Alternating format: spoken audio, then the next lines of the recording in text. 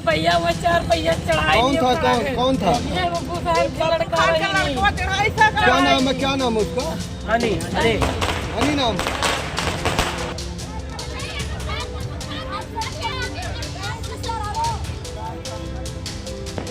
ये गुस्सा, ये लाचारगी है अपने को खोने की।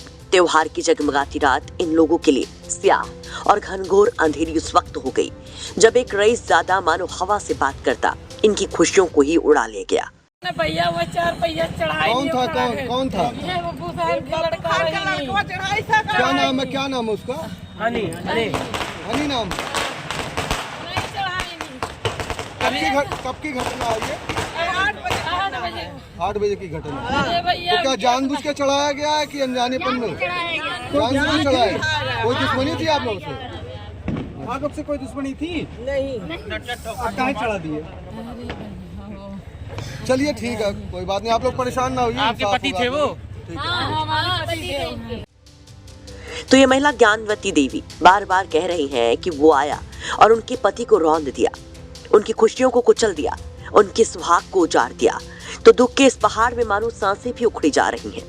मामला बस्ती का है, जहां एक रईस जादी ने अपनी तेज रफ्तार BMW कार से रामलाल गुप्ता नाम के शख्स को जोरदार टक्कर मार दी। घटना कोतवाली थाना क्षेत्र के करतार टॉकीज के पास की बताई जा रही है और टक्कर मारने वाला बीजेपी नेता का बेटा। टक्कर इतनी जोरदार थी कि रामलाल गुप्ता की मौत हो गई, जिसके बाद रामलाल गुप्ता के परिवार और आसपास के लोगों का गुस्सा फूट पड़ा। टूट पड़े लोग सड़कों पर कि क्या गरीब की जान की कोई कीमत ही नहीं।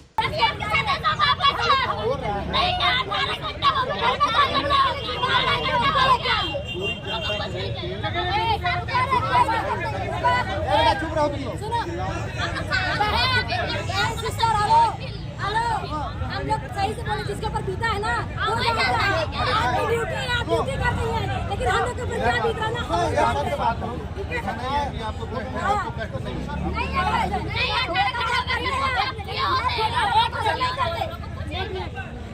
हम हम लोग हटेंगे, आप उसको यहाँ पेश करिए, तब तक लाश नहीं जाएगी, चाहे कल तक गाड़ी में हम लोग बैठेंगे। परिवार के लोग पोस्टमार्टम हाउस के बाहर ही शव को लेकर सड़क पर बैठ गए और उठाने लगे सवाल कि पुलिस मामला हाई प्रोफाइल होने की वजह से ठीक से एक्शन ही नहीं ले रही है।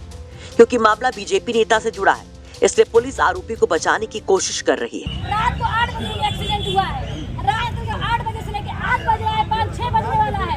इतने देर में क्या हुआ? अभी रिजल्ट बस इतना बताइए, इतने देर में क्या हुआ?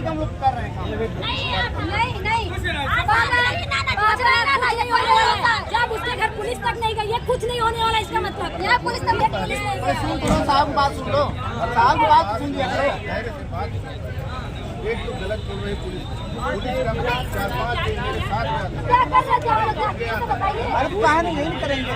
परिजनों का आरोप था कि शिकायत पर जैसे तैसे केस तो दर्ज हो गया, शव को पोस्टमार्टम के लिए भेज दिया गया, लेकिन करीब 20 से 22 घंटे गुजर जाने के बाद भी एक्शन के नाम पर सिफर ही।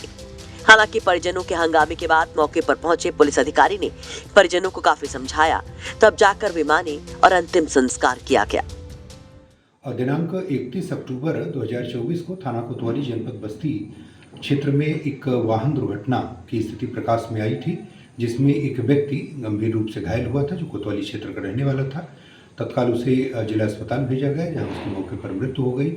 परिजनों द्वारा इस संबंध में बताया गया कि मोहल्ले का ही एक व्यक्ति, जिसकी एक गाड़ी थी, उससे ये घटना घटित हुई थी। इस संबंध में परिजनों की तहरीर पर तत्काल अभियोग पंजीकृत किया गया। वाहन चालक और गाड़ी की बरामदगी के लिए पुलिस टीम गठित की गई, जो मौके से फरार हो गया था। इस संबंध में परिजनों के साथ बातचीत करके मृतक का पोस्टमार्टम कराकर उसके अंतिम संस्कार इत्यादि की कार्रवाई की जा रही है। पुलिस द्वारा इसमें जो भी विधिक कार्रवाई है उस संबंध में अन्य साक्ष्य संकलित करके और जो भी दुर्घटना करने वाला वाहन है उसकी बरामदगी करके यथाशीघ्र विधिक कार्रवाई अमल में लाई जाएगी। वहीं मृतक की पत्नी ज्ञानवती का दावा है कि घटना के समय आरोपी का पिता यानी बीजेपी नेता भी कार में सवार था। परिजनों के मुताबिक दोनों आरोपी बाप बेटे रसूखदार हैं, इसलिए उनके खिलाफ एक्शन नहीं हो रहा है। वहीं अब इस पर सियासत भी तेज हो गई है। कांग्रेस बीजेपी पर हमलावर है। एक गरीब रामलाल की गाड़ी से रौंद कर एक भारतीय जनता पार्टी के नेता के पुत्र ने हत्या कर दी और वो फरार चल रहे हैं, जबकि गरीब के जो परिजन हैं, रामलाल जी के जो परिजन हैं, वो लगातार सरकार से न्याय की गुहार कर रहे हैं। कांग्रेस पार्टी उन गरीब परिजनों के साथ खड़ी है और हमारी सरकार से दरखास्त है कि जो भी आरोपी हैं उन पर जल्द से जल्द न्यायोचित कार्रवाई हो और गरीबों को न्याय मिल सके।